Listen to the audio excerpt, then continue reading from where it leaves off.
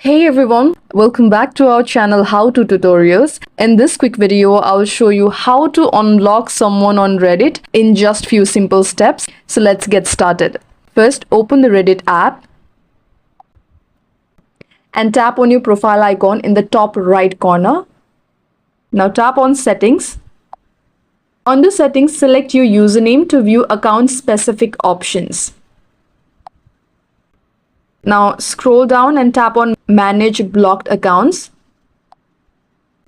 This will show everyone you have blocked. Find the person you want to unblock and tap the unblock button next to their name. And that's it. That's how you unblock someone on Reddit. If this video helped, don't forget to like the video and subscribe for more quick tutorials. Thanks for watching and I'll see you in the next one.